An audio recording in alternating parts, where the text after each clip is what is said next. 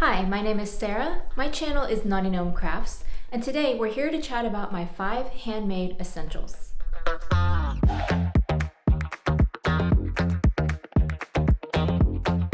So lately, I found myself watching a bunch of handbag videos, and there is a tag going on in the handbag community that's all about 5 everyday bags.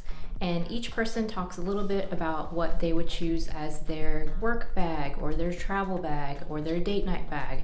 And there were 5 different categories for these everyday bags. So I was inspired by them to start my own tag for the sewing community that was very similar, and I'm calling it 5 handmade essentials. We're going to be going over my essential top, my essential bottom, my essential one piece, which is dresses or jumpsuits, my essential layering piece, and an essential wild card. So let's just get started.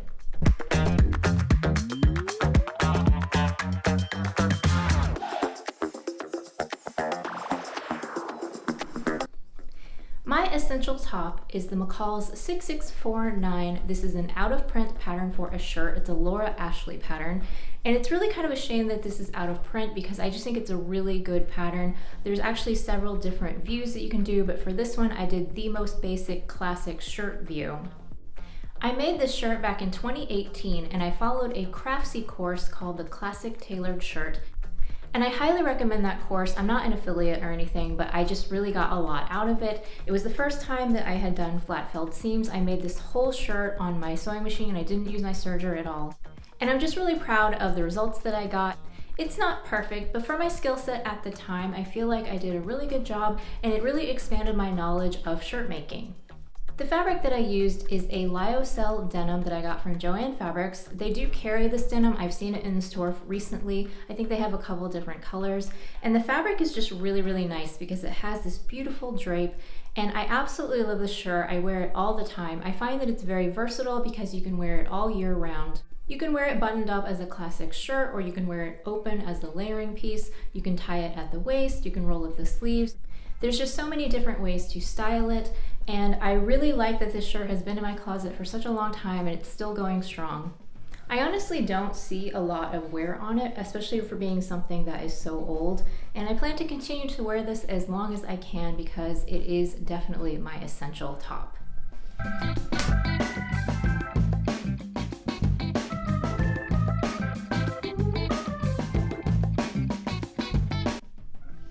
Now for my essential bottom, I have chosen the Closet Core Morgan jeans. I made these last year in 2022 as a collab with Cherie of Cherie Thomas.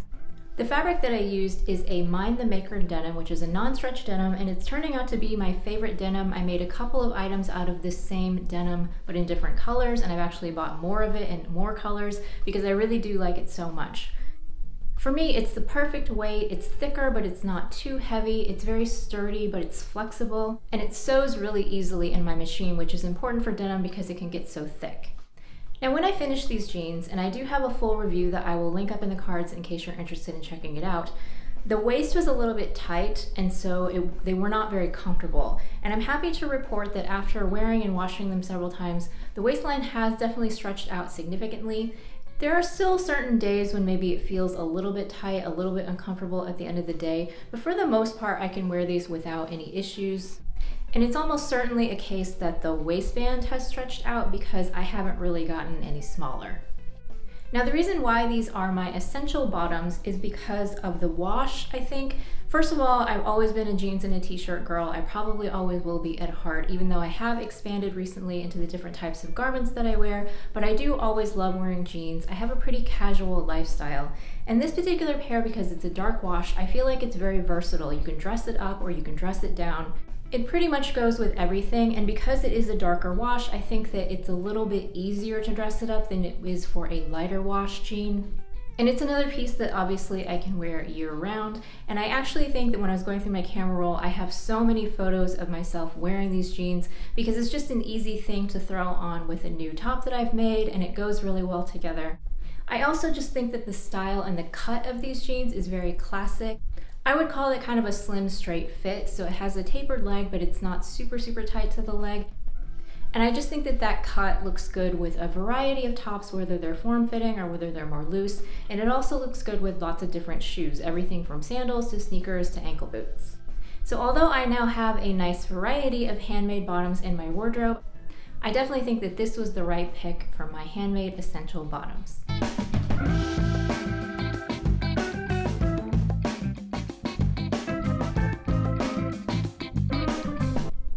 Now for my essential one piece, which again is a dress or a jumpsuit, I have chosen this dress.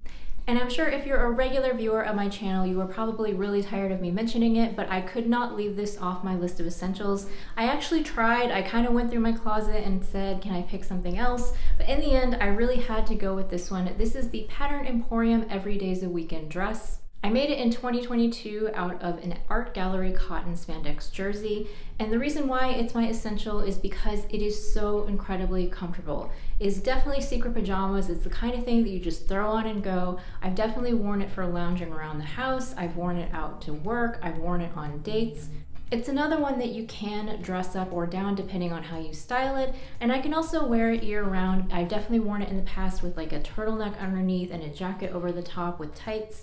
Now I will say that when I was getting this out to do this video, I was taking a close look at it, and unfortunately the fabric is really not wearing very well. I can definitely see that it's starting to pill and fade in parts, so it's a little bit disappointing because this art gallery jersey was quite expensive. But it's just another reason why I really do need to make another one of these in order to preserve this one a little bit longer. But the fact remains that it is so comfy and cozy that even if it gets to the point where it doesn't look pristine anymore, I'll probably still keep it around to wear it as like a house dress because it is just so comfortable.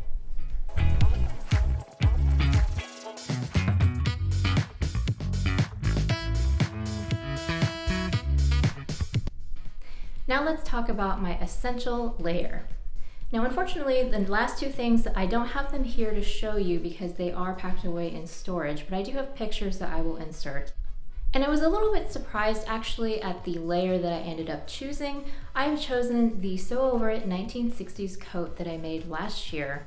And the fabric that I used is a synthetic wool type coating that I had in my stash for probably 15 years. And then the lining is a kashi lining, so it's a flannel back satin. It's pretty warm. It actually took me a really long time to finish that coat because I think I cut it out and put some of it together, and then I put it aside for basically almost a whole year.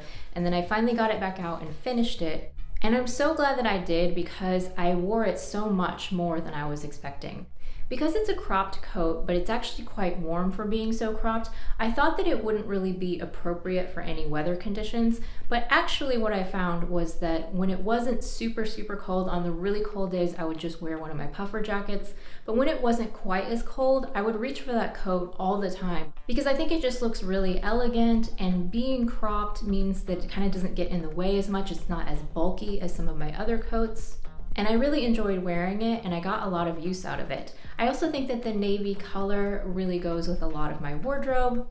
So although at the time I was a little bit nervous and thinking that it was not going to be a success, I'm so glad that I was wrong, and I absolutely got my use out of that coat, and I do think that I'm going to continue to wear it for many years. The only negative thing I really have to say about the coat is that it does attract pet hair like nobody's business. I think probably because it's a synthetic, but that's what lint rollers are for. I just kind of have learned to live with that. Other than that, I think it's a wonderful coat, and I'm really proud of myself for persevering through the process because I've gotten so much out of it. And so that is why I've chosen the 1960s coat as my essential layer.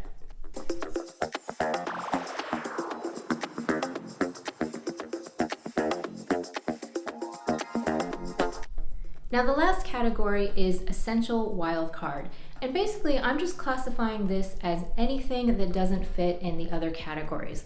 It can be something for the home, something you made for someone else, a bag, an accessory, even another item of clothing that you just couldn't decide between two things, anything that you want as long as it's handmade. So I thought really long and hard about what I wanted my wildcard to be, and I finally settled upon a sweater that I knit last winter, which is the St. Patrick's sweater from A Fine Fleece.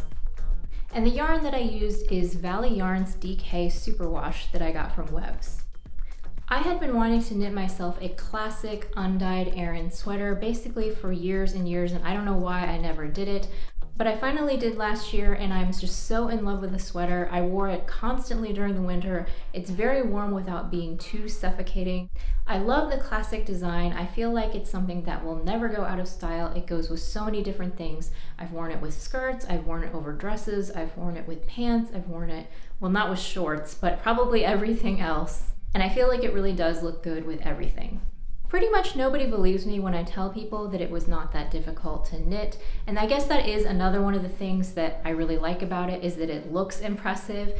It's one of the only pieces that when I tell people that I made it, people basically don't believe me, or they're like, wow, I can't believe that you made that. And that just makes me feel really good. I did put a lot of effort into it. It did take a while for me to finish it, and I think it's probably one of the most wearable things that I've ever knit for myself. So it's another one that I plan to have in my closet until it falls apart or gets too pilly to wear or I spill something on it, which, let's face it, that could happen anytime. But let's hope that it doesn't, and I definitely think that that was the right choice for my essential wild card. So now that I have shared with you my 5 essential handmade garments, let's get this tag started. I am tagging 4 ladies whose YouTube channels I admire so much, and they've all agreed to participate and create their own video where they share their 5 handmade essentials.